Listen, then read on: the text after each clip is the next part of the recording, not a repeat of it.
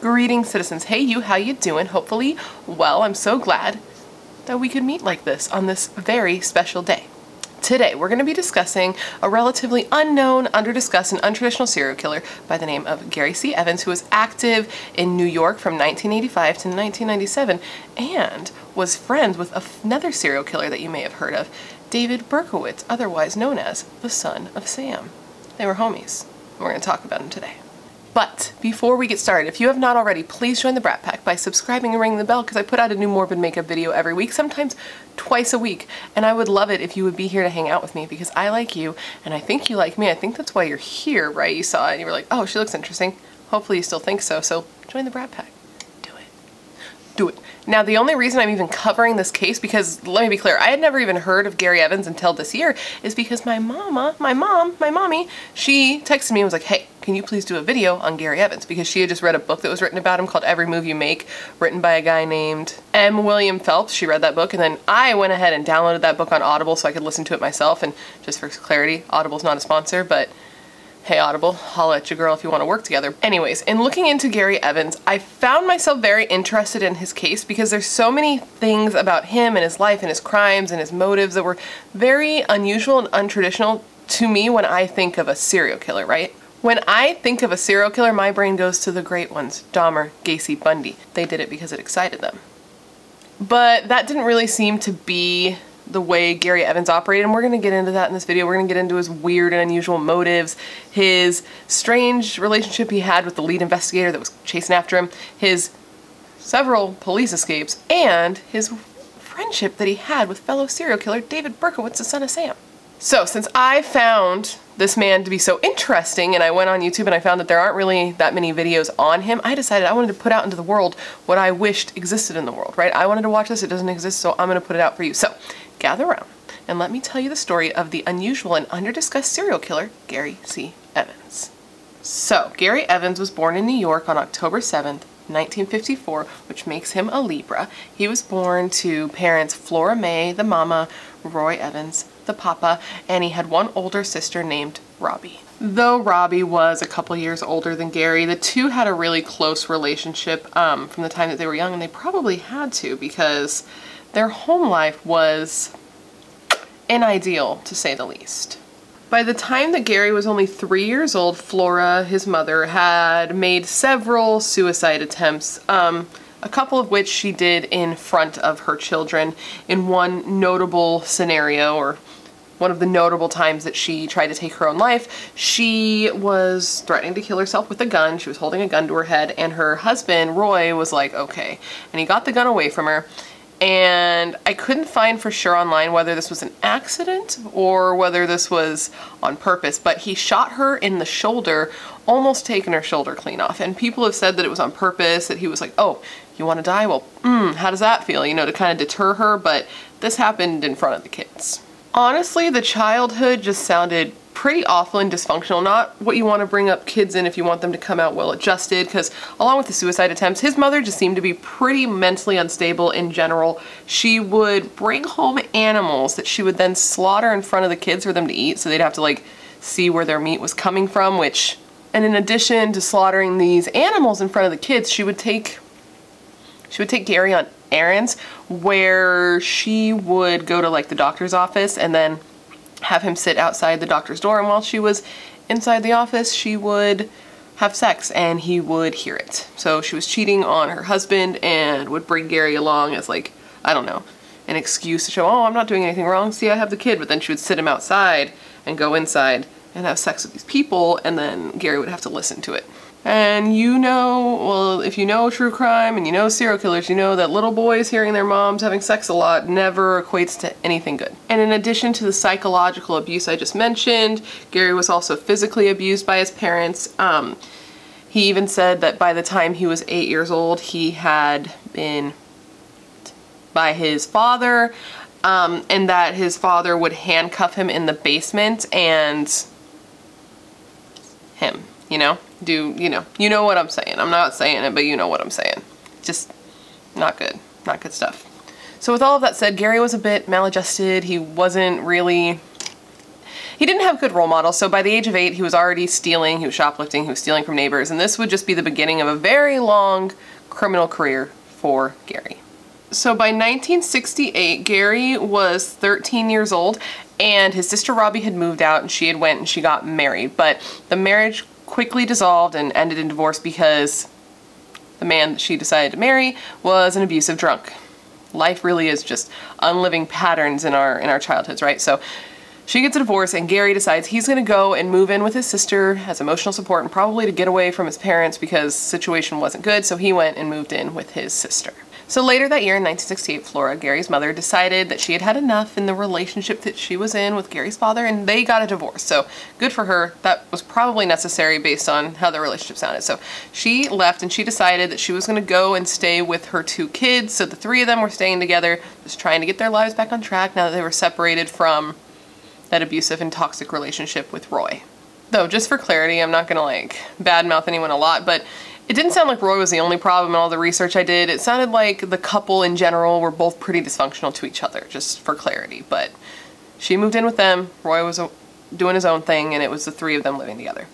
Unfortunately, even though Gary, was living with his family, his mom and his sister, and was trying to get, their lives together, Gary was still up to his troublesome ways. He loved to steal, and he got caught in 1970 breaking into somebody's home and was arrested for the first time, but it would not be his last. So when Gary was 16 years old, his mom finally moved out. She decided to go on her own way. She actually got married to a new man, but this relationship too ended in divorce because this guy was, wait for it, an abusive alcoholic. Of course he was. So she ended up, I believe, getting married 4 times total before, in 1971, just giving up on men altogether and starting a lesbian relationship. So she found her calling, she found who she loved, she was happy, and the 2 moved to upstate New York together to start their lives. So at this point, Gary is sort of bouncing around, surfing people's sofas, kind of just, he didn't really have a home to call his own. I couldn't find why he stopped staying with his sister, but he did. And this lasted until he was about 20 years old, when at that time he reconnected with 2 of his childhood friends, a man named Michael Falco and a man named Tim Reisdorf. The 3 men decided that they would get an apartment together, move in, become roommates. What you do when you're 20 years old, at least that's what you do now when you're 20. I don't know if that's what you did then, but they decided to be roommates, get an apartment, split the rent, and try to get their shiz together. And they ended up moving into an apartment that was actually just down the street from Gary's childhood home. So it was kicking it around the same couple blocks. So we already discussed that Gary was a criminal at this point, right? He loved to steal. That was his favorite thing to do. Well, unfortunately, so did Mike and Tim. So the 3 of them finding each other was just not good, right? So the 3 of them became like a little team, a little trio of bandits where they would steal things together or steal things separately, and they'd use their apartment as sort of like a command post to bring back all their stolen goods and divvy them up. The trio really, really liked stealing antiques. That was their thing. I think it was because of Gary. Gary was really into antiques, and he was kind of like the leader of the group, so he would tell them what to do, or they would do what they do, whatever. They stole antiques, they bring them back to the house, and they divvy it up. That's what they did. But the problem is Gary was not a very good crook, and he was getting caught all the time. From the years of 1971 to 1998, Gary got arrested 22 times and was charged with 15 felonies. Maybe we get a different job. Maybe we try something else. We don't seem to be a very good criminal. So now we're in 1977. Gary is 23 years old, and he starts a relationship with a woman. And I'm not going to mention her name because it's not important. She might not want to be connected with this if she's still alive, but the 2 of them started a relationship that actually ended up lasting for 13 years, but it was an on-again, off-again relationship. They were never completely, solidly committed to each other. It was kind of open, but they always came back to each other. And I couldn't find out why it was on again, off again, because from what I saw, she said nothing but good things about him until closer to the end, that he was just like a good guy all around. I imagine maybe it was on again, off again because he was always in jail. Because again, that year, 1977, Gare Bear here got arrested again and was given 4 years in prison, and while serving these 4 years, his father, Roy, passed away from throat cancer. So a lot happened in that year for him. Okay, so 1980, Gary's been released and he goes back and he moves in with Mike and Tim, and they go back to their thieving ways. They're right back into it, right? But Gary is caught almost immediately, because of course he is. And this time while he's in jail, he makes his first prison escape. So I don't know how he did it, but he was at jail. He was at jail. casually. And somehow he got loose and he ran across the street to a library that was across the street. And outside the library there was like this ledge. I'll put a photo, but he climbed up and he went out on that ledge and he was just standing there, and the police were surrounding him and trying to catch him, and they ended up getting him and pulling him down, and all the time people are standing outside watching this happen and just like cheering as the cops catch him. Just, he wasn't good at escaping, he wasn't good at being a criminal, he wasn't good at any of this stuff, but he was entertaining, I guess you could say, because I think that that's very silly. And after being caught, he was then kept in jail until 1982. So the following year, after Gary's daring escape attempt, he actually lost his mother as well while he was in prison. At the time, Flora was 50 years old, and I guess, I don't know what she was doing. I read somewhere that she was leaving a bar, but I didn't read that everywhere, so I couldn't confirm it. But what I do know is that she slipped on some ice and she fell and hit her head on the bumper of her car, and it killed her. Okay, I promise we're getting close to the murder stuff. There's just a little more information that I feel like you need to know. So, in 1985, Gary was like, okay, I need some more money. So, he decided that he was going to pose as a drug dealer, and he met up with two men who were interested in buying some pot, right? So he took their $12,000 and then he's like, okay, go ahead and get the pot from the trunk of this car, right? And when they went to the trunk, Gary took off on foot with their money. So the men chased after Gary, but they ended up losing him. And when they lost him, do you want to know what Gary did? Gary circled back and stole their car that they had came in, okay? And then he took off, and they're like, what the hell just happened, right? So they call the cops, and they tell the cops, hey, this guy just carjacked us and stole our money. I'm sure they left out the part that they were trying to buy drugs, but they told the cops that, and then the cops were looking for him, right? So Gary has stolen this car, and he is driving when all of a sudden cruiser lights come on behind him, right? And he's like, aw, shit, I'm about to get caught for this robbery. So he runs, but little did he know that he wasn't getting pulled over for the robbery. He had ran a red light, but either way, he ran from the police. So while running, he threw his ID and his gun out the window, and there was a little bit of a car chase, but eventually he ended up giving up and pulling over and being caught anyway. He was put in jail again, of course, and this is where he first met the officer that he'd end up having some weird like relationship with, a man named Jim Horton. And it was while in jail this time that something changed in Gary, and I don't know what it is, I don't know what happened that made him change, but he, after being released, graduated from just stealing to murder. So in 1985, Michael Falco, you remember Gary's old childhood friend and roommate? Well, he goes missing. Gary convinces fellow criminals, friends, police officers that Michael had just run off. He was just, you know, doing illegal stuff and ran off and didn't want to get caught by police. But in reality, Gary had killed him, but he wouldn't be caught for this for over a decade. So apparently what had happened is that Gary was missing a piece of jewelry. I think it was a necklace, and he went up to the other roommate, Tim, right? And he was like, bro, where's my necklace? And Tim was like, oh, Michael took it. Probably not expecting Gary to react the way he did, because in reality, it was Tim who took the necklace. He had taken it and he had given it to some girl that the three of the guys knew, and he didn't want Gary to know he took it, so he blamed it on Michael.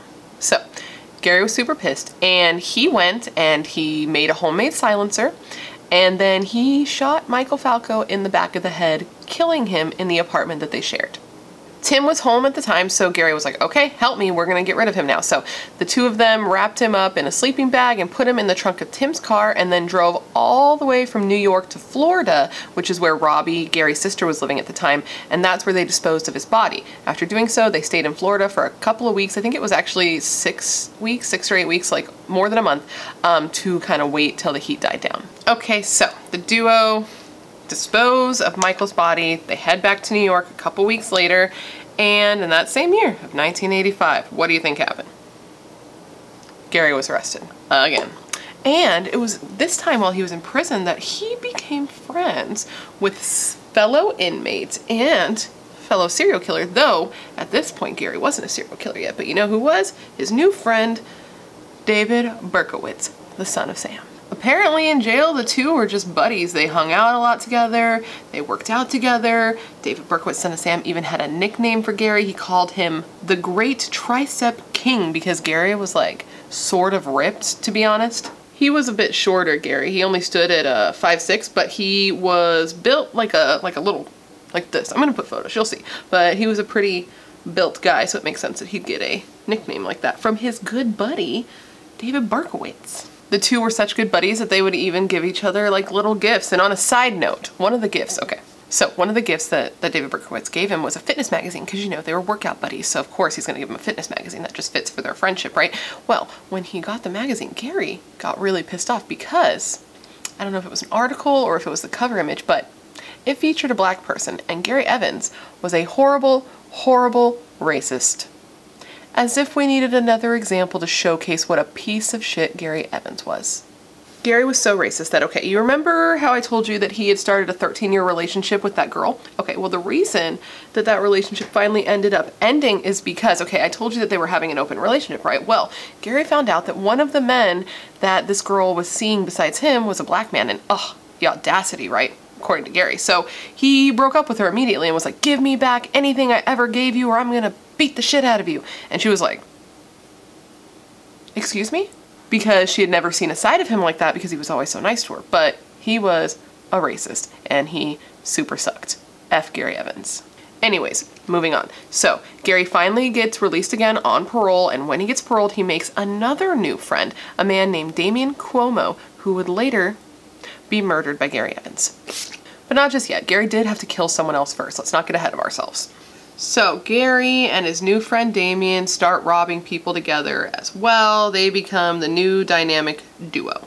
Just like before, Gary really loved antiques, so that is what the couple focused on. And in 1989, they broke into an antique shop when it was during like the business hours were closed, right? So they break in, assuming that it's going to be empty. But when they get inside, they realize that the owner of the store, a 63-year-old man named Douglas Berry, was actually sleeping inside his store at the time that they broke in. So how does Gary decide to deal with the situation? He shot Douglas Berry one time in the head, killing him instantly. And then the two robbed him and left his body in his shop.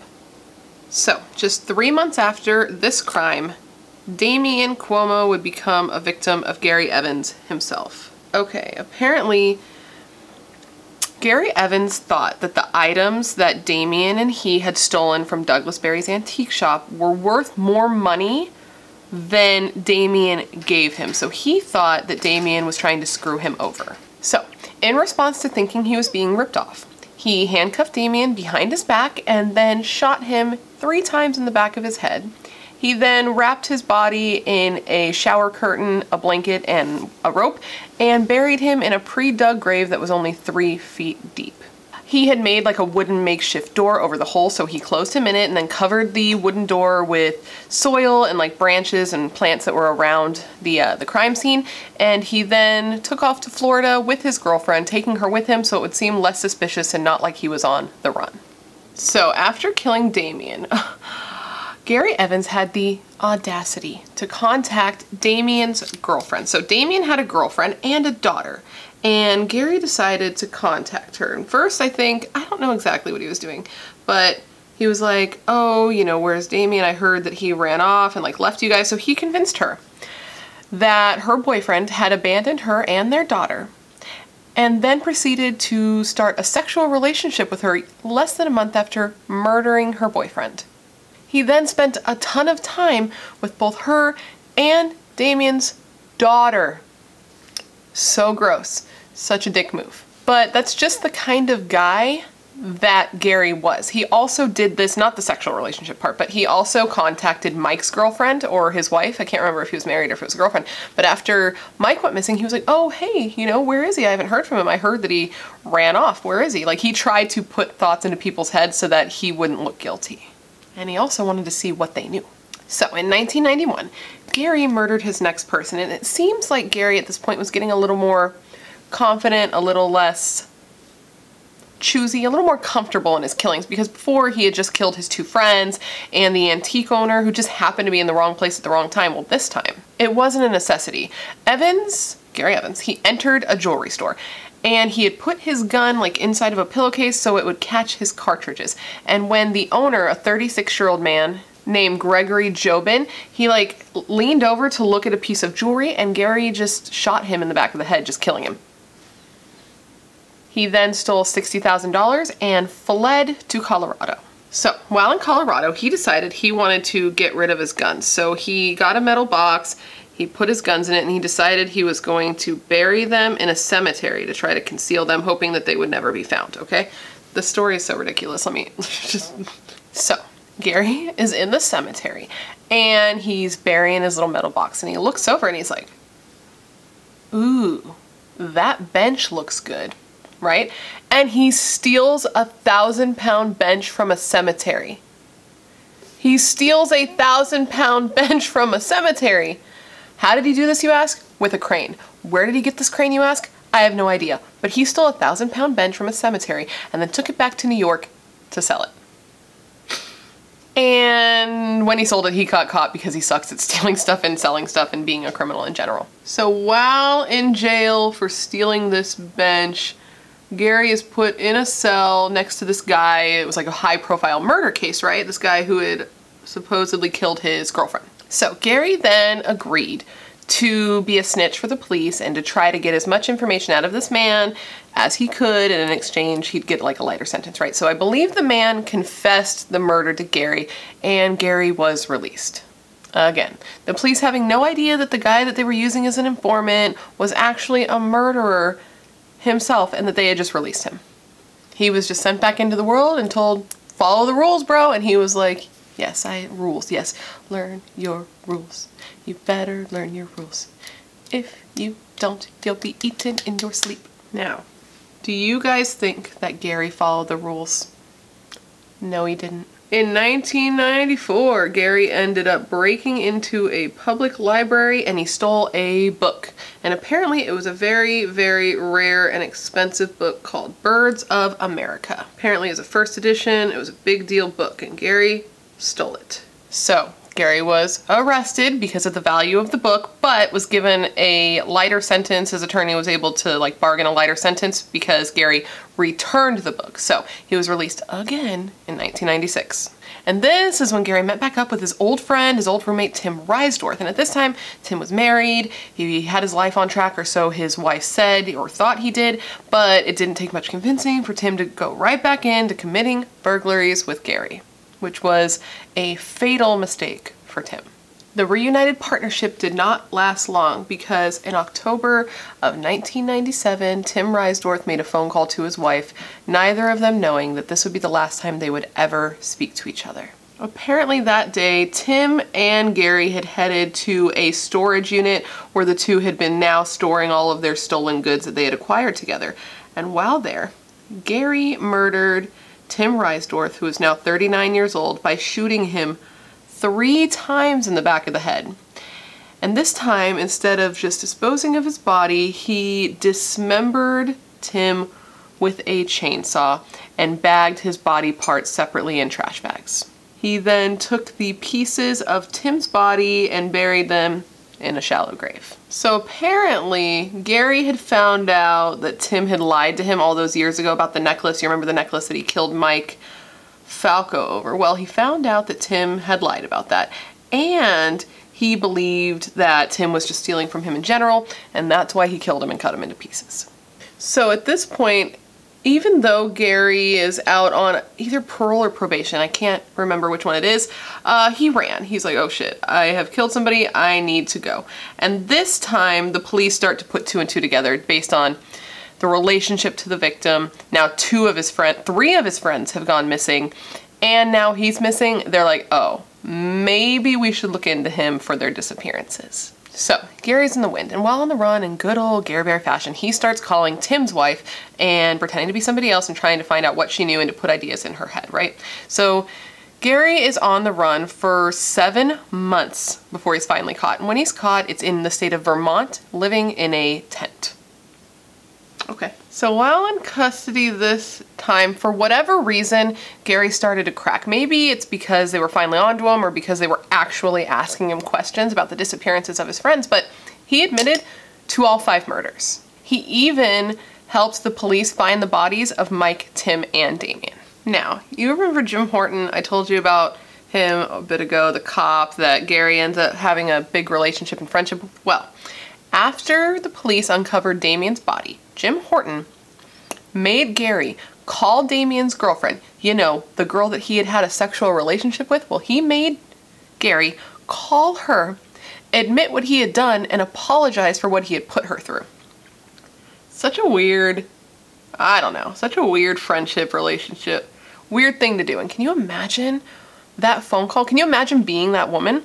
That's horrible. That's this, I'm not gonna say the saddest thing I've ever heard, because I've heard a lot of sad things, but that's just so horrible. So gross. So, Gary was charged with all 5 murders, but Gary would never see his day in court, because just 2 days after being charged, while being transported to the jail, Gary would escape. So apparently somehow Gary had obtained 2 sets of handcuff keys, and while being transported, he was able to get one of his hands free. He kicked out the window of the van that was transporting him just as they were going across a bridge, and he jumped out the window. He then ran across the bridge and was standing at the edge of the bridge and was being surrounded by the police officers, right? So he looked at them, he flipped them off, and he jumped off the bridge, falling 60 feet into about a foot of water. And he died, obviously. And police, they go down and they recover his body and they take him and they do an autopsy. And when they do an autopsy on him, they find that there was a razor blade taped to his leg. No, a razor blade and a paperclip taped to his leg under his sock. And this part is really like, ugh, for me. He had shoved a key and a razor blade so far into his nasal cavity that it would have taken surgery to remove. That's like really hard for me to even hear, to be honest with you. Shortly after Gary's death, Jim Horton, the officer who Gary had become such close friends with, received a suicide note in the mail from Gary that said, "On to a better place, I won."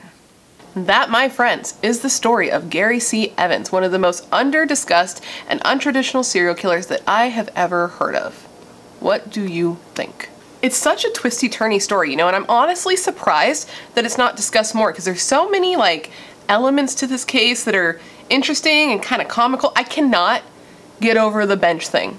I can't. Every time I hear it, I'm just like, really? A bench? You stole a bench. You looked at that bench and you're like, ooh, my bench. It's like that TikTok where people are like looking at all these things that they could have and they're like, ooh, but it's a bench, right? And then like the gross stuff, like him starting a relationship with the girlfriend of the guy he had killed, and the shoving of the stuff in the nasal cavity. It's just so much that I'm surprised people don't discuss it more. And my first thought when I heard about Gary Evans, I was like, oh, drugs. Drug addict, he's doing this money for drugs. But apparently not. Apparently, because of seeing how his family was growing up with the alcoholism, he was really anti-alcohol and really anti-drugs. So this was just Gary. There was nothing that he could use as like an excuse, like, oh, I just, you know, like with Richard Ramirez, he was just like a pathetic drug addict. But no, this was him. This was what he was into. And it's just so interesting because for me, when I picture a serial killer, this just isn't what I think of. But by definition, because the definition of a serial killer is a person who commits a series of murders, often with no apparent motive, and typically following a characteristic, predictable behavior pattern. So, by definition, Gary Evans was a serial killer. Unusual and untraditional, but a serial killer nonetheless. And anyways, guys, that completes this video. I hope it was informative and interesting and gave you everything that you would want to know about Gary Evans if you were searching him. And if you weren't and you just found him by watching my video, I hope that I gave you everything you wanted, and I hope if you're into makeup, you like this whole mod look that I did. This is not what I had in mind when I sat down today, but you know what? Sometimes the muses just take me, and here we are. Please let me know of any cases you would like Please let me know of any cases you'd like to see me cover. I have a list, an ongoing list of things I want to cover, but of course I love to get your suggestions. Anytime I do, I add them to my list of ongoing cases, because I know that you have great ideas and great taste, otherwise you wouldn't be here. Of course, don't forget to join the Brat Pack by subscribing and ringing the bell, because I put out new videos every week and I would love to hang out with you. And that's it. You're tight. This is tight, and I hope to see you in my next video. Bye.